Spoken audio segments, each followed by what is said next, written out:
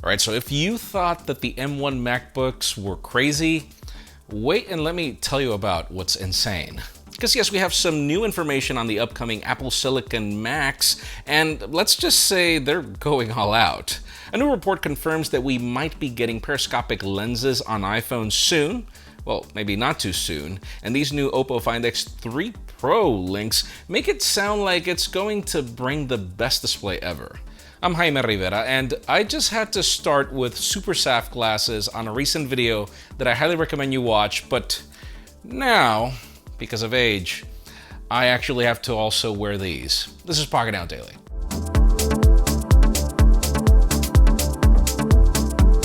Let's kick this week off with some very familiar deals that are actually so good that I have no problem in covering them repeatedly. The new M1 MacBook Pro is still $50 off, leaving the entry-level silver option at $1250 shipped.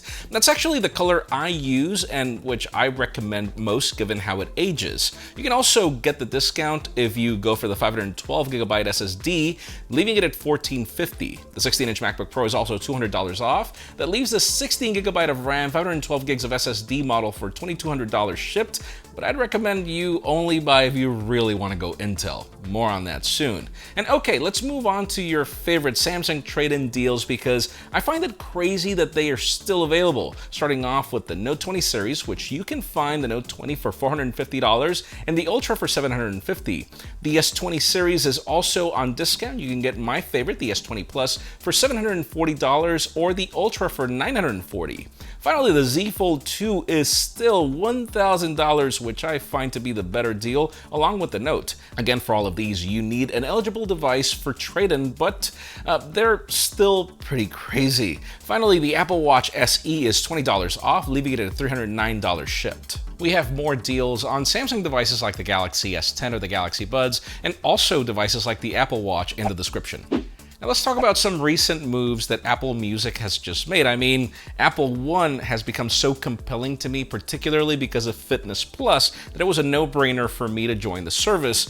But some recent changes are really beneficial for consumers, but it's like if Apple was trying to put a nail in the coffin of the HomePod. Last week, Apple Music rolled out support to Amazon's A Speaker, which I can't mention because I've got a few here. But now Apple Music is expanding to Google Assistant-enabled smart devices. Starting today, you can ask Google to play Apple Music on your Nest devices that include the Nest Audio, Hub Max, and others. The service is rolling out in the United States, UK, Japan, Germany, and France as of today, but they're planning to support other regions as well. Of course, you'll have to pair your account with your Google account, and then you should be able to be good to go. And yes, I do agree with some of my friends on Twitter that the HomePod provides certain benefits, like, for example, privacy that we haven't been able to confirm, in addition to sound quality. Yes, they are fantastic for the price, but if you've listened to any of the recent cheapest Amazon Echoes, you'd be shocked. So let's see how this ends up playing out, because regardless, I do feel that Apple had to do this at some point. Let's talk about LG's Explorer project. You gotta hand it to the company. I mean, it's not my favorite phone in the case of the Wing, but at least it's helped the company get back into the limelight. We know that the Wing was just the first phone that was part of this project, and the next one is reportedly going to be a rollable phone dubbed the LG Slide. According to a tipster on Twitter, the LG Slide was just spotted in South Korea's carrier intranet database. This revealed the carrier and unlock model number, hinting to the fact that we're getting close to the actual launch. Going from what we've heard on past reports, this phone is expected to bring a rollable OLED display, which extends to give you a bigger canvas, and other trademarks hint to that we might get stylus support as well. We're expecting it to launch sometime in 2021, somewhere around March, according to reports, but now we're wondering if the company is going to be either aggressive about adding a flagship processor into the mix, or, I don't know, the price tag? We'll see. Now let's move on to OPPO, as this is one of the companies that has defined that they will be one of the first with the Snapdragon 888 5G. That's all great, but now that we've got Evan Blass chiming in that we should expect up to 3 devices in Q1, not necessarily with that chip, it gets even more interesting. He claims that the most important one will be the Find X3 Pro, which is codenamed Fuzzy, Fuji, or whatever that is. This phone will bring the new Snapdragon 888 SoC, and OPPO plans to market it with something along the lines of awakened color. This is because one of the main, if not the main feature, will be the new display with 6.7 inches diagonal, 1440p at 525 ppi, which apparently will be end-to-end 10-bit color, and also supporting an adaptive dynamic frame rate that goes from 10 to 120 Hz, kind of like the S20 Ultra.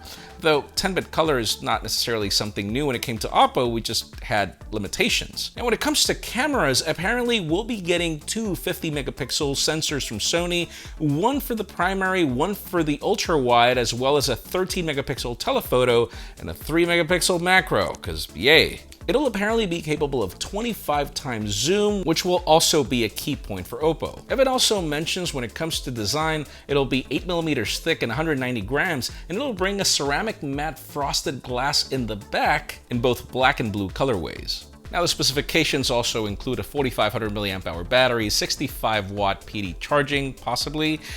But, well, we hear that the announcement might happen in Q1 with a launch in Q2, but if the Find X2 Pro is any indication, I think everything's going to happen in Q1. Now, how about if we talk about Apple, iPhones, and camera capabilities? I mean, the iPhone 12 Pro Max is definitely one of my favorite cameras of 2020, hands down. But it's not necessarily that much better than every other flagship smartphone out there, particularly the Galaxy S20 Ultra or other devices that just beat it like the Huawei P40 Pro Plus. So far, we have two different reports claiming that we'll be getting periscopic lenses on iPhones, and now this is a third one that makes it look like if it's actually going to happen.